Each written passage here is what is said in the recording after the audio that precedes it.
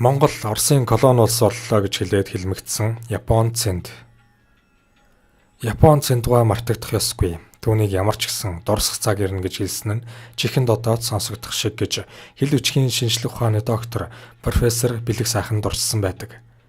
Цэнд хуучнаар Сэцэн аймгийн Хөвчин, Жонов ангийн Хошуу, Өнөөгийн Хинтээ аймгийн Бэндэр сумын нутаг, Ононголын зүүн эргийн Сүлжээ гэдэг газар 1928 онд мэндэлжээ. Япон хэмээн олноо алдарсан Худай Балчмаагийн цэндийг яруу найрагч судлаач Дарам цагт Монголын Леонардо да Винчигээд сэтгэгч, физикч, одоо оронч, зураач, зурхаач, цаг уурч, яруу найрагч, судлаач, хэл шинжээч, толь зохиогч, эмч, инженер, зохион бүтээгч, ирээдүйг зөгнөгч гэх мэт олон талаас нь нээж харуулахаар зорж байгааж. Цэнд 18 настайд 18 хэл сурна хэмээж Англи, Орос, Япон, Герман, Франц, Хятад зэрэг хэлийг сурсан гэдэг. Германд сурч байсан нэр дэвтэмтэн намнанд орж түүнтэй дотн нөхөрлөж, хөлс өгч, хэвлэлийн зураг зурулдаг байж. Түүний Япон гэгдэх болсны учир нь Хятад Япон хэл сурж байхдаа олдсны Япон офицеруудтай танилцсан, Япон хувцас өмсөж, дэгжирхдэг байснаас үүдэлтэй аж. Тэрбээр социализм, коммунизм гэдэг чинь ор үндэсээрээ худлаа байна. Манай улс Оросын колони болжээ гэж ярих болсноор доо яамны ногоо малгайтнуудын хараанд өртөж эхэлжээ. 1950 оны 11-р сарын 13-нд түүнийг улс төрийн хэрэгтэн хэмээн хэрэгт дайчлан баривчилсан байна. Хэрэгт сэжиглэгдэх үндэслэл нь гэрээс нь олдсон Хятад, Япон, Англи, Орос хэлний толь бичиг, ном зохиол, манжийн газрын зураг, Герман атлас, Америк сэтгүүл зэрэг болжээ. Харгас Чингисийг өмгөөлсөн үндэсний үзэлтэн зөвлөлт Монголын ард түмний ган бат найрамдлыг үгүйсгэсэн гэдэг шалтгаанаар 10 жилийн ялдаар шийдвэрлсэн цэнд Японы Квантуны армийн хурандаа эрдэмтэн Тако, хөгжмийн зохиолч Беруа, Домогт Баатар Дандар нарын гадаад дотоодын нэр бүхийн хүмүүстэй хоригдож байсан хагаад Дандар Баатарын хамт тэрэлж голоор сал урсгах ялын ажил хийж байсан байна. Цэнд урсаж буй усыг хараад энэ бол ус гэж сэтгэдэг хүн дими. Харин энэ бол чулуу гэж сэтгэдэг. Түүнийг өнөмшлтэй нотолдог хөгжсөн оюунтай хүн хэрэгтэй гэж ярьдаг сэтгэгч нэгэн байсан гэдэг. Монголын нэр дэвтэмтэн Дубна Содном гэдэг хүн түүнийг Бэндэрт нутаг заагдаад байхад нь очиж уулзж байсан баримт байдаг. Дубна Содном хэдэн жилийн дараа цэндэд загтал зүйл толботуулсан шинжлэх ухааны сэтгүүлийн хамт илгээж таны ярьж байсан зүйл батлагдахад төдгөө болж байна. Үүнийг энэ сэтгүүлээс үзээрэй гэсэн байжээ. Ямар ч тач цэнд тулгуур физикийн шинэ нээлт хийж өжээ гэдгийг ил баримт нотлно.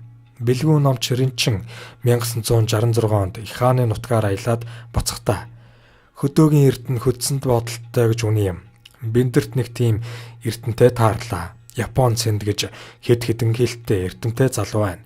Надтай явсан герман оюутантай германаар зэгсэн сайн ярьж байна. Бас ном бүтээлтэй ч хүн юм. Би гадарлаж бас дотрлох учраас хэл шинжлэлийн юм л түүнтэй жаахан ярьлаа. Харин их наран улсын овогт тэр хүн одон орон бодис зүйгээд өвгөн намайг өрөхгүй сансрын үд авч нисчих гээд мэдхгүй мянган шалтгаан айхын түмэн зовлон тоочж байж тэр төг түмэн од тунд нь төөрч талижлгүй шиг эсэн минь дэрлээ гэж намтар нарган хослуулан ярьж байжээ. Цэнд өөрөө одоо орны дуран хийсэн байсан гэнэ. Харамсалтай нь түүний астрономийн дуранг нах яамныхан ховор ном судрын хамт хурааж аваад өгөөгүй аж. Хожим харин актемч чадраа түүнд одоо орны дуран бэлгэлсэн байна. Тэрээр наран дээр явчихад 3 хоногийн дараа дэлхийн цагаар мууддаг гэж хэлж байсан гэхээр үнэхээр гайхамшигтай. Цаг уурын амьд лавлах байсан гэж нутгийнхан нь одоо ч дурсан ярьсаар.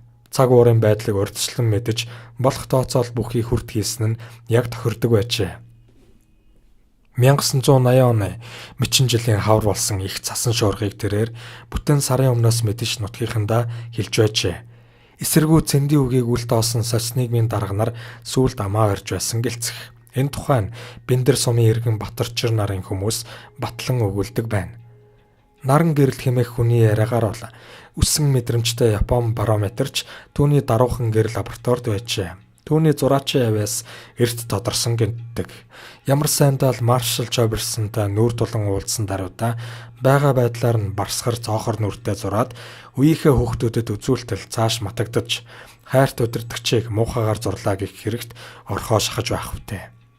Нэрт гүш амар шог зураач од гівээс ямар шаваа онцолж хэлэх вэ гэхэд Япон цэндэл байна да. 1943 оны үйл хинтигээс цагаан хөдсөн дээлтэй нэг хүү ирсэн юм. Багшийн сургуулийн дэрэгдэх зураачийн бүлгэмд би оруулж өгсөн. Юм даваастай маш сэргэлэн хүүхэд гэж дүгнсэн байдаг бол соёлын гавьяа зүтгэлтэн шог зураач байдیں۔ Миний нэг танилтай Япон цэнд танил байсан юм билээ. Түүнийг хичээл зааж байхад нь цэнд ирж уулзаад гарахтаа хүүхдүүдийн нэг гүйлгэж харчгаад гарч гин. Тэгээ төд удалгүй эргэн орж ирээд өөрийг нь 20 гаруй сурагчтай нь зурсан зураг өгöd гарчлалтэй. Өөрийг нь ч яг мэд хойн зурдаг юм гэхэд 20 гаруй хүүхдийг зэрвс хараад тэгтлээ адилхан зурна гэдэг яавч эгэл жирийн хүний ой биш, сууд хүний ой. Би энэ цэнттэй танилцсан гэж бодсоор яваад амтсангүй гэж харамсан өгүүлсэн би. Биндрийн хүн ардын олонх нь цэндээр гэрэл зургаад харуулсан одоо ч айлуудын жаазанд байгаа нь лавтай. Гэхдээ гэрэл цахилгаан байхгүй тэрээр лааны гэрэлд зураг угаах технологи бий болгосон байжээ. Энэ цэнд гэдэг хүний алдар нэр тухайн үедээ хитийдсэн нэгэн байсан гэлтэй. Ардын уран зохиолч Бүрвд орж. Би 1950 онд хотод орж ирсэн. Тэр үед хотын сэхэтнүүдийн дунд Япон цэнд гэдэг хүн их яригддаг, нэр нь их сонсогддог байсан. Оргоод Япон руу гарчихжээ гэх цууч гарч байсан гэсэн байдаг.